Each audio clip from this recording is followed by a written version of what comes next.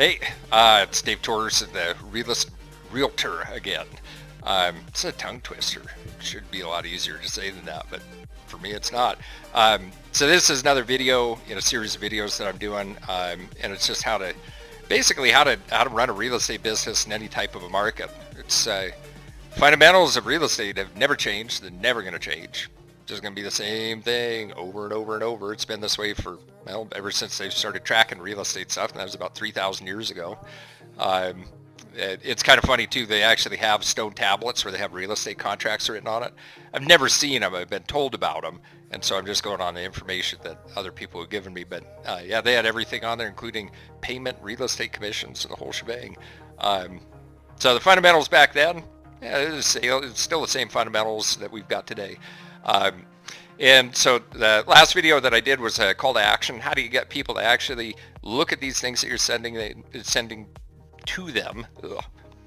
Maybe I just can't talk today.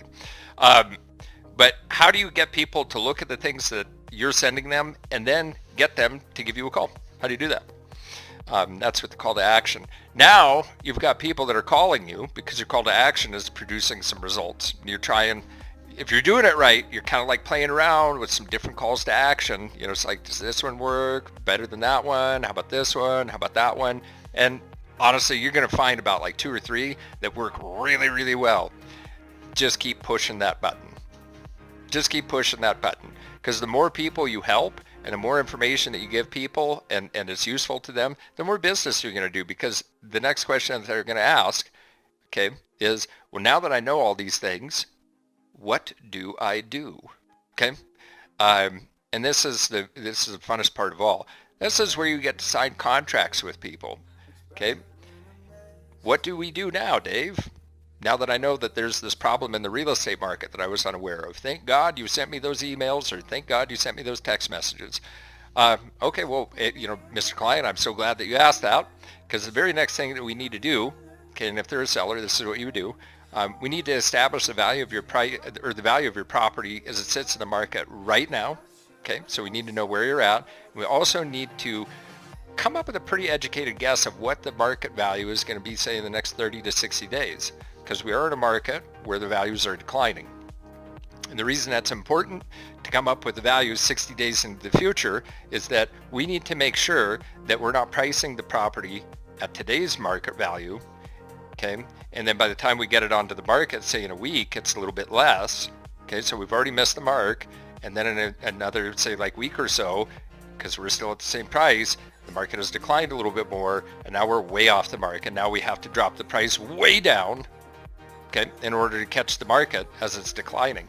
Because that's how it works. In a declining market, people are looking for a good value. That's all it comes down to. They're looking for a good value, and we need to give it to them. The example that I like to give to everybody when we're talking about price is it's the old milk analogy. And a lot of people that are watching this video have probably heard the milk analogy, but I'm going to share it. It's my favorite. It's my favorite of all time. So you look at the refrigerator, okay, and you realize, and you're telling this to a seller, okay. So you look into the refrigerator and you see that there's no milk. You need milk, okay. You're going to go down to the grocery store and you're going to get milk.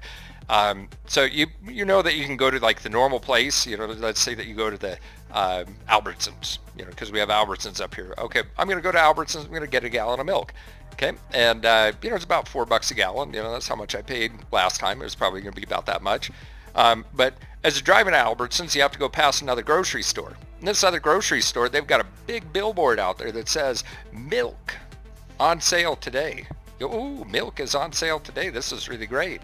You know, and you look in the parking lot and they've got the circus tents up and everything, and you can see that they're like bears that are like, rolling around on the balls and stuff, and you've got like people like jumping around and like fire, the fire blower guys, and you've got a guy like, with the little whip in the chair, there's a lion, and they've got a whole 3-ring circus out there, milk on sale, like, wow, this is really great, and then you're getting closer to the parking lot and you're kind of thinking about it. It's like, whoa, geez, this is pretty cool. Milk on sale. And then you see the sign where it says milk, $9 a gallon. Okay. Do you pull into the parking lot? Or do you just go to Albertsons and buy it at $4 a gallon? you will probably go to Albertsons and buy it for $4 a gallon, because it doesn't matter if they've got a 3-ring circus out front and they've got big billboards and signs all over the place. You're not going to pay more for something that you know you can get somewhere less. And that's exactly the same way as it is with real estate. You see, people are not going to overpay for a property because the advertising is really fantastic or really great. They're going to see that the value isn't there, and they're going to go to the next property and they're going to buy that one where they know that the value's there. And that's the reason why it's so important in a market like this, that if we overprice a property, it is a kiss of death and you will never get it sold, and none of the things that you're planning on having happen are going to happen. So why don't we do the right thing? Price the property to the market, okay, at a price that we know that will cause a sale. And wouldn't that be better than overpricing the property? Okay, that's it. So that's the objection handler, just so you know, when people are like, oh, well, you know, this other guy said that he's got a better marketing plan. Okay, you can use the milk analogy. You can use the milk analogy for people that want to intentionally overprice their property. You can use the milk analogy for all sorts of stuff. Okay, but very, very important, very important. So sorry for that quick aside, but now the point of this video is now you have to meet with these people, or not have to, you get to meet with these people and sign contracts with them. So let's say that it's a buyer, okay? What you're gonna do, actually, I'll tell you what, this is something that I want to share on a one-on-one basis. So if you're interested in finding out what you do when you get a buyer, call me, okay? Or shoot me a text and let me know that you want to know.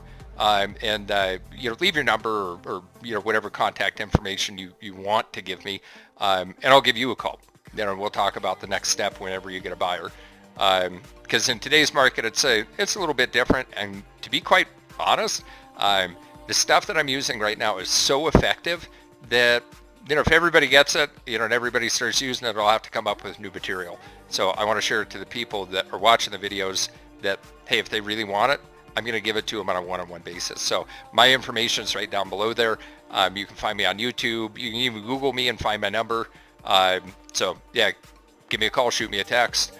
Talk with you soon. Oh, and before I leave, I am looking for agents to partner with. So if you're interested in getting this type of information, you know, and then also having access to some of the other systems that I built out, give me a call and I'll share what we're planning on and what it is that we're asking the other agents to partner up with us. So yeah, have a great day. Talk to you soon.